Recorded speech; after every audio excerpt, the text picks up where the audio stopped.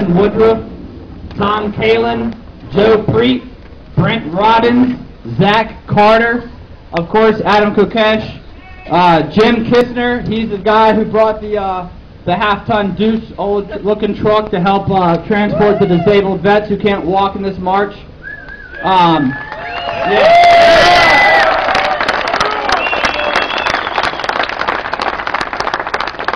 Gigi Bowman and Ian Chiaffi, who helped organize the amazing and epic after party that we're going to have after this, which I think we still have a couple dozen tickets left. You can grab those at the door if you don't already have any. Big thanks to Jordan Page, Amy Allen, Golden State, and Rebel Inc. for coming out and rocking out for us vets. Yeah. And Michael Graves. From Misfits. I've talked to vets traveling all across the country as far as Alaska, and it's been just a complete inspiration for me. Watching what Jesse Thorson did on CNN and the video that RevPack got, that just blew me off my feet, and I really appreciate his courageous attitude. So without further ado, our MC for the day is going to be Adam Kokesh, AdamVersusTheMan.com.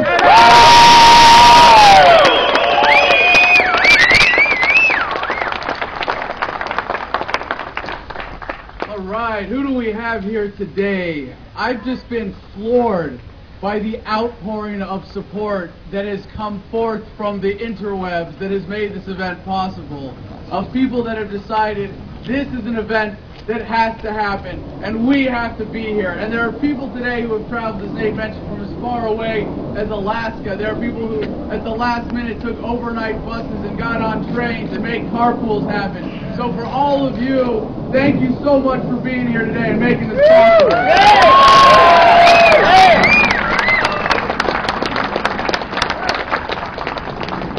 Now, for those of you that were smart enough or had the initiative enough to actually show up on time here, we're going to have a little fun, because we're not kicking this off for the march until 2 p.m. and you're going to get some instructions on that later.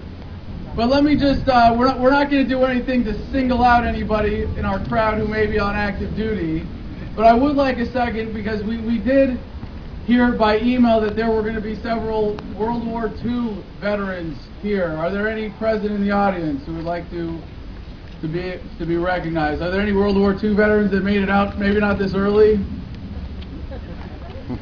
No? All right, do we have any Korean War veterans in the audience? All right, thank you, gentlemen. I only see a couple of hands there. Do we have any Vietnam era veterans here today?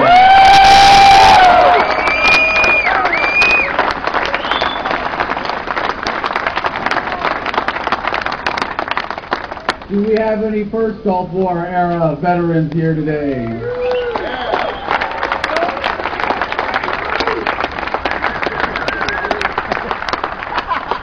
And last but not least, do we happen to have any veterans of the global war on terror with us today?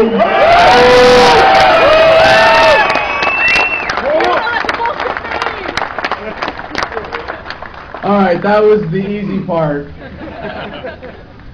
What comes next? Is there anybody here representing the Coast Guard today? Oh, come on. There's got to be a few. I saw there's a couple of hands in the back. They're in the back. Thank you.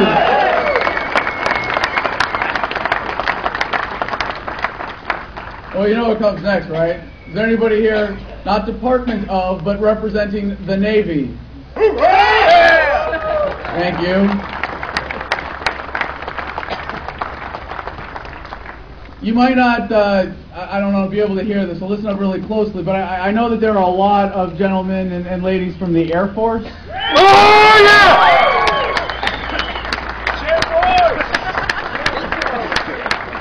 And it's not hard to see looking around, we have some Army soldiers represented as well.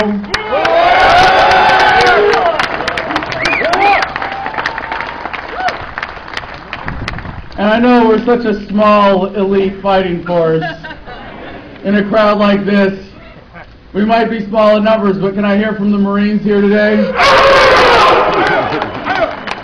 Thank you.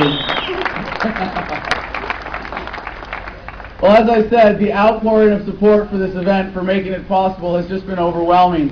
And I'm not here to speechify myself or to listen to myself talk. The message of this event is simple. Ron Paul is the choice of the troops.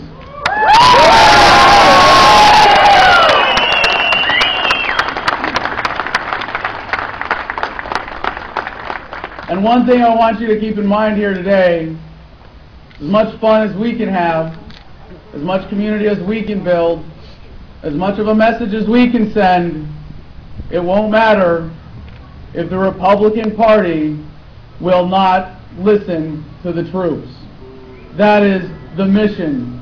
No one lose sight of that. We are here to make sure that Ron Paul is the next Commander-in-Chief of the United States Armed Forces.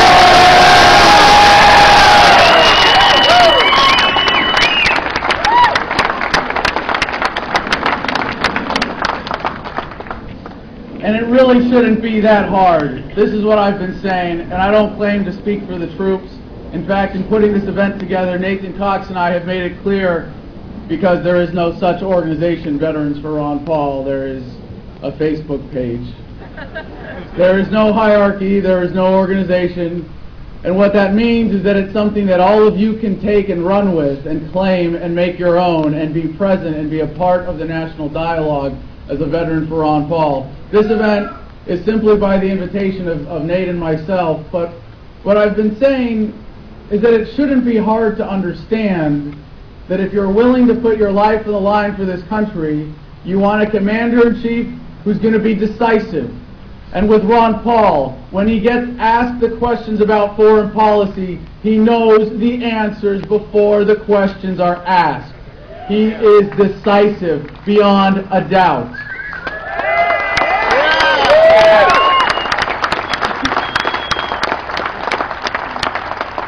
The second thing we want is a Commander-in-Chief who's going to put America's security first. Not Israel's, not Iraq's, not Afghanistan's, not trying to police the world, but when we sign up to risk our lives, we do it to defend our fellow Americans.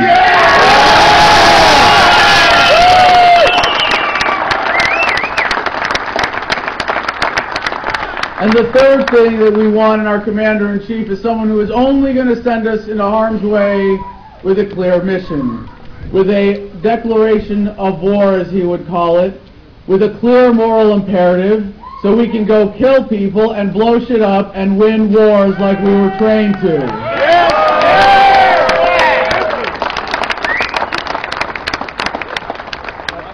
So I hope it's not presumptuous of me to say that there are a few veterans and active duty soldiers that share my sentiments on those points, but I'm really going to leave it at that.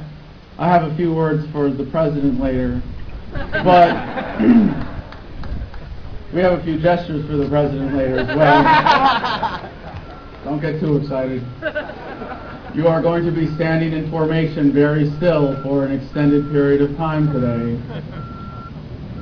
But I just want to say that the sentiment that I have seen around this event has been everything that I've hoped it would be. And when the Navy attorney that you probably have all heard of by now came down just last week with a warning telling active duty troops to not participate regardless of whether they're in civilian attire or committing fraud or not, or just speaking their mind, or whether they are compelled enough to be here. I know there are people in the crowd today who said, screw that. You just need a line in the sand, and we know what side we're on, and we're going to be marching for Ron Paul no matter what you say. Having heard that, the sentiment that has come out, the reaction has just been everything I could possibly have hoped it would be, and if anything, it has given me all the more courage to be here. So we have an incredible lineup of speakers because they are the ones that have invested the most in this event. We have some of the organizers of this event that you're going to hear from but really these are the winners of the YouTube video contest. These are the people that actually help get the word out. A lot of you are here because of the people you're about to hear from. So without further ado, I don't have thorough introductions for all of these speakers, as you might imagine. And our first one would prefer not to be identified by last name, so I'll just bring up Matt, who you might know from YouTube as Project Deep Cover.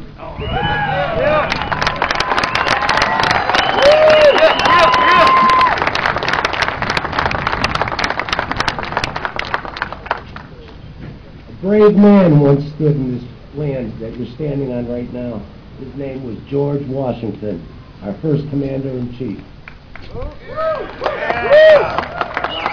On March 23rd, 1755, in Virginia, he echoed Patrick Henry and shouted, "Give me liberty or give me death."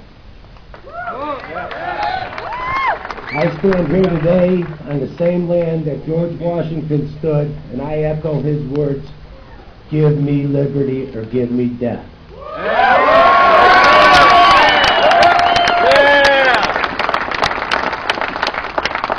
Some in the media seem to think we don't exist. Well, I brought them a message. I'm an Army veteran, and I support Ron Paul. My father's a Marine, and he supports Ron Paul. My son's active duty in the Navy, and he supports Ron Paul. My younger son, ROTC, just cast his first vote in high school for Ron Paul in the Florida primary. And I'm proud of him.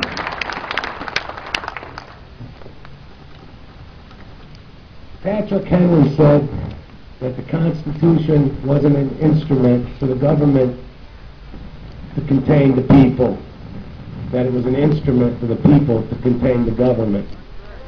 Yeah. And I have a message for Obama. Ron Paul is coming.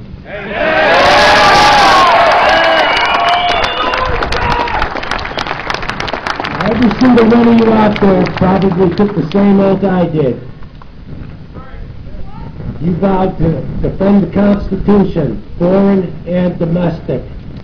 That's right! I stand here before you and the country and tell you I will never betray my fellow citizens and break my oath.